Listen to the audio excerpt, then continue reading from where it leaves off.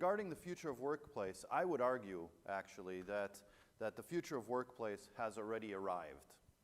The last 18 months has been completely disrupted, and the industry has been shaken up. But our ability to be agile and adaptable has overcome the challenge. But I don't think the evolution is complete. We no longer live a binary life, which before was between the home and the office. We really coexist in a much broader context now that is not only based on just the workplace, but it's also based on the worker himself or themselves, as well as the journey. Good afternoon, my name is Arnis Kakulis, and I am the EMEA Corporate Real Estate Market Sector Leader at AECOM. We at AECOM, of course, as a large engineering consultancy firm, work a lot with global clients and help them understand what is their need when it comes to the workplace and what is their future. So we've been playing and providing quite a bit of thought leadership regarding the strategy of workplace and how does that impact the industry. We know that we've been shaken up. COVID-19 has had its toll, and collectively we all have been impacted. We are saturated with information. If you just take a look at Google and query on COVID-19 buildings, you get over 500 million hits. Depending on the person, if you're a researcher about the subject, you actually get more. But it's an amazingly widespread topic, of course, and it has affected everybody. But we really understand now that the impact on people in place is really centered on 4 general themes that we're starting to see across multiple corporate entities. One is work is distributed. It will continue to be distributed. There will be multiple realms for doing work, those realms being the office, of course the home, other remote locations, and even virtual office environments. Secondly, we know that all of the solutions need to be much more human-centric than they have been in the past. Human-centric when it comes to supporting well-being, human-centric supporting health, and human-centric just listening to those employees and that workforce much more in the upcoming design work that's happening. Third, the headquarters are starting to change dramatically. They are morphing into things that aren't just a place and a hub for the employees to come and work, but those headquarters are morphing into showcases, collaboration zones, truly places where employees, visitors, partners come together to create new ideas and innovations. And lastly, we see, and many of the previous presentations mentioned it, we're seeing smarter and smarter buildings. I think buildings have been smart in the past, but now there are new technologies that are enabling even a higher level of innovation, higher level of sophistication in tracking not only the building elements, but also the people that are within them. So those 4 elements will continue to evolve and impact people and impact place. We do see that innovation is out there. KPMG summarized in their 2020 real estate categories report that the industry is embracing technology to automate processes, to connect transparently, to visualize information, to enhance well-being, as well as sustainability, and to maximize the cloud when it comes to an environment to share data. But the tactics are only scratching the surface when I think it comes to what is possible when it comes to innovation in the industry. The development or real estate development model of mixed-use projects is one of these cases that we're starting to see some new things happening. A few questions to ponder as we kind of fuel this concept of a new new way in which to develop mixed-use developments. One, can personalized space experience be the new value proposition? Can the user experience, or UX, drive design, development, and delivery decisions? Can the young people and the social groups, the new generations, Alpha, Z, can they actually lead urban regeneration processes?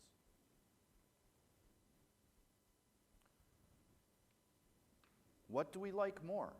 Low-tech in prime real estate, or high-tech experiences in derelict real estate?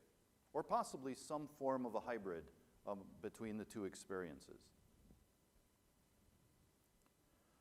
Are prefab and green experiences the new normal, the new cool? Can we manage the construction industry to serve as a circular integrated supply chain experience? And lastly, are we prepared to experience new boundaries between the physical space and the digital world? These questions all lead to a new experience in space. It's something that we have coined the human estate. When AECOM and Lend-Lease came together to think about the conceptual framework for the Milano Innovation District, this new idea started to emerge. The problem that was identified was that users weren't the focus of the development. Developments typically in the past were focused on investors, on landowners, on land developers. And the user was kind of in a second-tier place. But with the pandemic and the things that happened related to the pandemic, that adaptive approach to the new future of work, the new future of living, the new future of leisure, all of a sudden created a stage for a new way of thinking. The teams drafted a new vision to repurpose assets that have lost their value in neighborhoods to create super spaces that are designed for the betterment of humans and communities and for you. Super spaces prioritize meaningful experiences and connections for people through on-demand services, accessibility, and sustainability. That, coupled with the mission about alignment, to align people, users, with the landowners, with the municipalities, with the industry, to design, assemble, deliver, and operate, and adapt super space type of locations that are free for anybody, anywhere. Revolved into the idea. And the idea is really enable this process with a digital platform that informs the design and it informs the delivery as well as the ongoing operations of this type of a development through disintermediated processes. Who is involved in this type of element? It's a wide cast of characters. AECOM has started to develop this idea in association with MIND, the Milano Innovation Development, with Federated Innovation, a group of high-tech companies such as Samsung, Schneider, Cisco, and others. Academia have come to the table to share their requirements and their knowledge base. And the municipalities themselves throughout all of Italy will become, in essence, the first and primary clients for these type of developments to take place. You might ask how it's funded. Well, it's not a typical real estate delivery model by any means. This talks about potentially generating revenue by registering users and taking those registrations of those users, as well as the vendors, as well as the assemblers, as well as the contractual community, to actually deliver space as a service is the actual model that we're talking about. Now, I've assembled a couple of experts that we would like to bring back into the discussion. These are experts from AECOM, from Lend-Lease, as well as from Colliers International, to kind of give some of their opinions about this issue. Yeah, let's see if we can get them all on stage, Arnis. I like your 7 questions, and I also like the human real estate. How did you come up with that? Well, I think Nicola will be able to actually talk to that the best when he does come online. But it's very interesting that the human estate is about this human-centric kind of element, yeah. And focusing in on the user, not necessarily on the building and its function. Yeah, Very good. Can you hear me, Arnis? Yes. Yes, okay. We can hear you, Nicola. Here I am. Can you see me? So let me do a couple of quick introductions, as we see.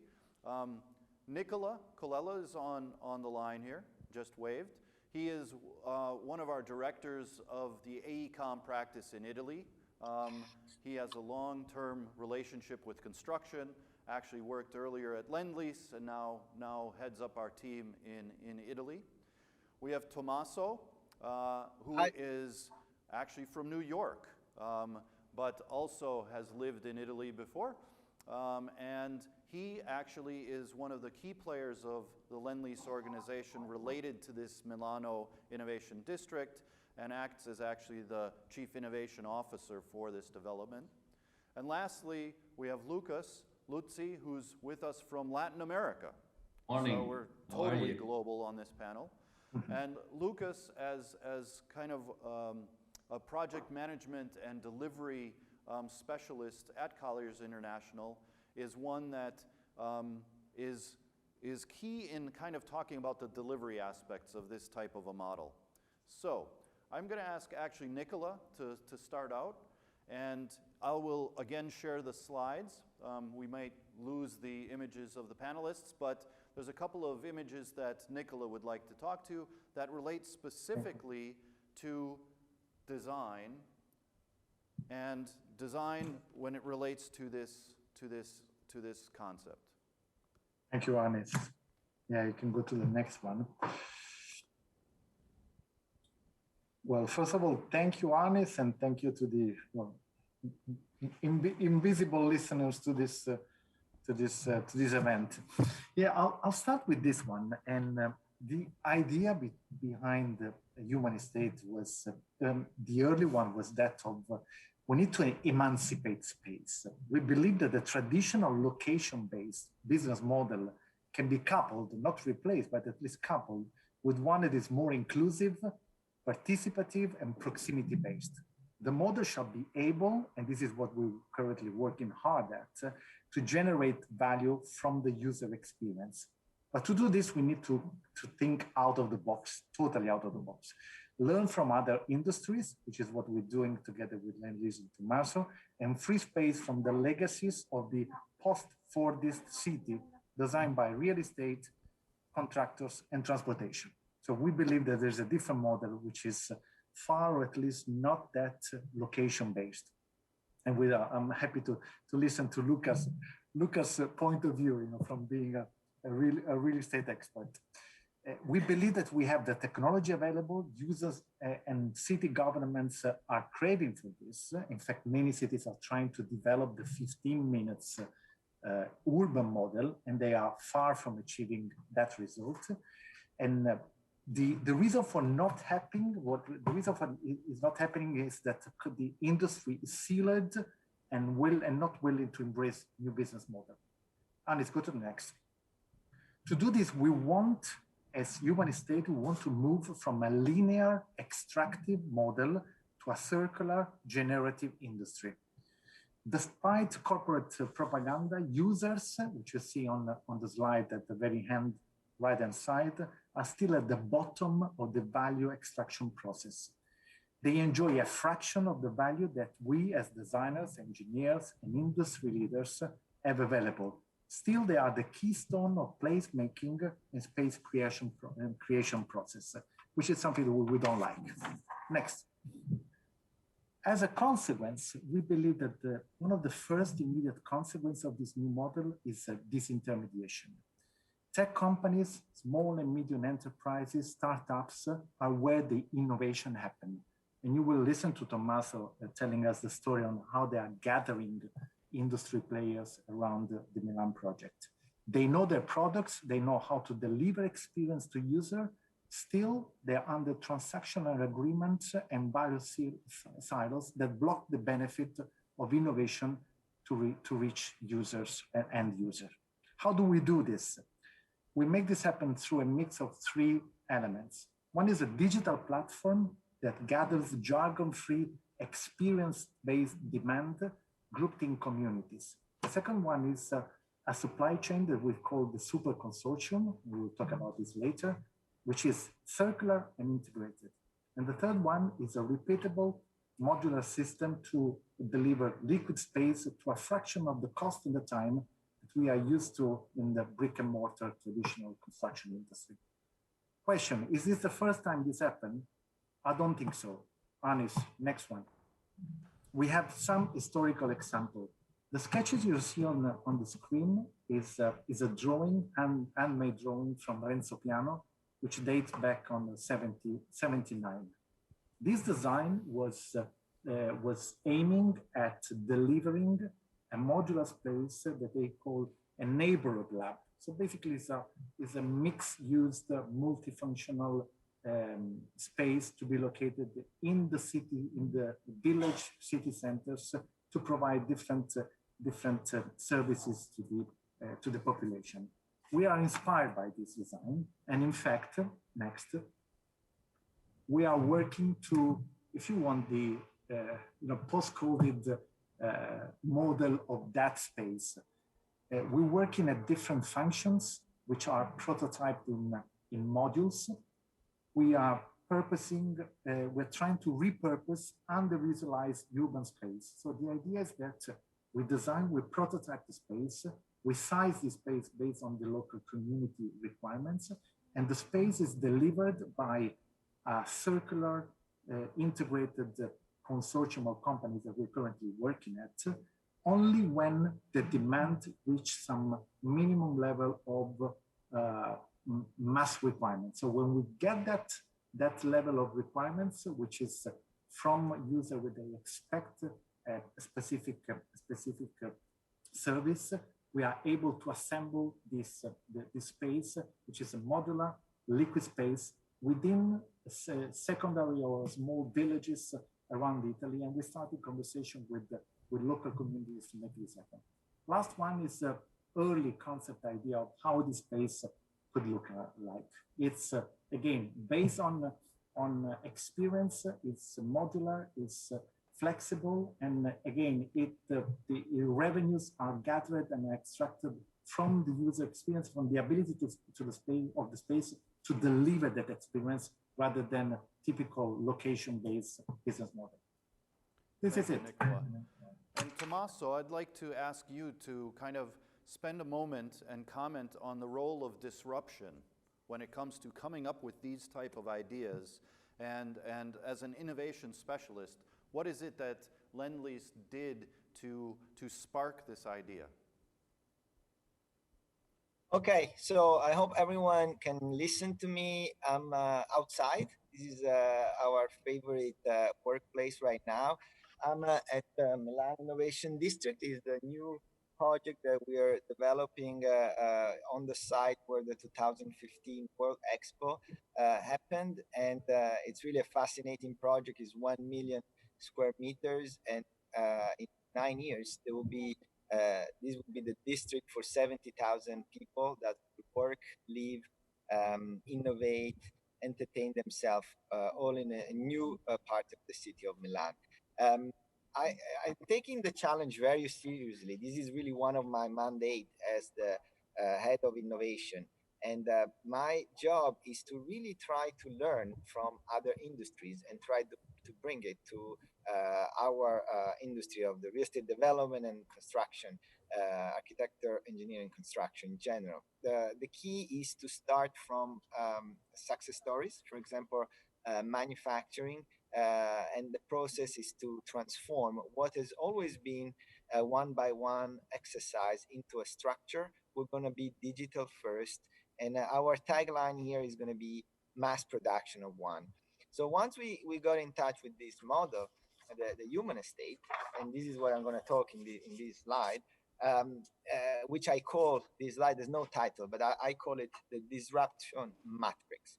It was really fascinating because by breaking down and recreating the process of fecundate and deliver space, there's so many opportunities to optimize, and the focus on the human experience and the final experience of the space itself is really changing the perspective. So what you see here in this slide, you see across the critical stages of the experience design, the space matching, delivery, and the operation, some key points. And I want to touch base that because they're all interesting. Like the first one is user interface that is personalized. We are in the era of programming our lives, programming everything, programming our phones, and here the context, the space should be also something that is very dynamic and can be personalized very easily by the user itself. So this is disruptive by definition. Then obviously we're trying to be efficient and create hybrid modules that can be reused and fits existing facilities. So this is very important and ties with the circular economy principle that is another key element. Another thing that was interesting that we liked about this model is the business engagement. Is a service contract based. It's basically is a performance based, and so you pay for what you really need in real time and what you want. And this is also interesting. Usually you take a space and then you adapt it, and the contract is not based on performance itself of the space, but based on the square meter. So this is fascinating and disruptive. Then funding is another key area of disruption that this model tackles, and it goes into the startup economy, the crowdfunding. And the key element that we like is, and we hope, because this is really difficult, is to transform it from a one-off initial fee structure to a subscription model. That's the model that nowadays it's considered the most like successful in terms of both the user and the provider of the service. Again, this super consortium. So this is a very challenging delivery and concept. So we need, and this is what we've done here in Milan, structure a group of large companies organized into SPV, which is called Federated Innovation Mind. These are companies, I don't want to mention names, there's over 40 founders that goes in the big player on the space of architecture engineering, but it moves into what we call life science, because the two principles are city of the future and medicine of the future, and combined they should deliver improved quality of life. So these type of companies will join together and create a super consortium that would deliver these spaces. So wrapping up, because my time is at the end, I want to leave you with three quick comments. So the first one is we as Lendlease are committed to test this model for the first time at Mine, which is our innovation district in Milan, and that's where we want to develop and further optimize the model and make it real. From Mind is going to go all over the world with our network of projects, but also with other projects. The Federated Innovation is on board and will be the partner for the delivery. And finally, we believe that this model is also going to be on our key pipeline for the next generation UE funding and the big operation that is post-COVID. Finally, I invite everyone to Milan. Whoever comes here, look for Mind. It's on Google, and come, ring our bell, and we're going to show you the project. Thank you. And Lucas, can you give us just your final 2 or 3 sentences about how does delivery come into play here, and how you see that from Colliers' perspective? Right, absolutely. First of all, thank you for inviting me. Arnis being here with you, Nicola and Tommaso, is great, and traveling to Milan for a while, it's very nice. A few very quick views on this unique type of projects and the impact in the way we work, right? And that has drastically changed for obvious reasons, right? This new normal and this new concept of work-life balance, flexibility, commuting, the digital virtual access to talent, right? I'm sitting on the opposite side of the Atlantic, and yet we are discussing about disruption and innovation, right? And so this all needs a balance, right? There is a lot to be done to blend this new normal in the way we manage and deliver and develop projects and workplaces, right? And of course, real estate has a great opportunity to evolve out of this situation. So to give you some concepts on delivery of these type of projects, I think. As we said, we need to evolve our approach, right, and learn from others, as Tommaso was saying, and the software industry, I think, is key, right? So that leads us to apply agile methodologies versus the traditional waterfall or cascade or sequence way of managing projects, right, and incorporate the concept of iterations versus sequence, or even the hybrid models, which are in between, right? This brings the concept of continuous innovation, right? And together with more flexibility and some more traditional, I would say, yet very successful fast track processes would certainly help. The other concept I want to bring is, of course, technology. It was mentioned before. Artificial intelligence is almost in every day-to-day activities of our side, right? And this new concept of digital twins, for example, where you can replicate a built environment into a digital environment and test it for your assumptions. And assumptions could be technical, could be production, but also could be human experience, right? And those outputs coming off of this digital model could feed then investment decisions, production decision, and stakeholders decisions, right? And Lucas, thank you. We're going to have to cut it a little short with the time. Okay. But I think your key point about agility and adaptability is really the core element of this type of a new thinking when it comes to mixed-use developments and development processes.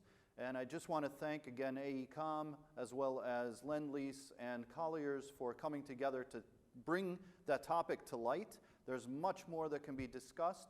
Please definitely contact us and we can dive into this further. But it's an incredibly interesting way of thinking of real estate development in the future. And thank you very much.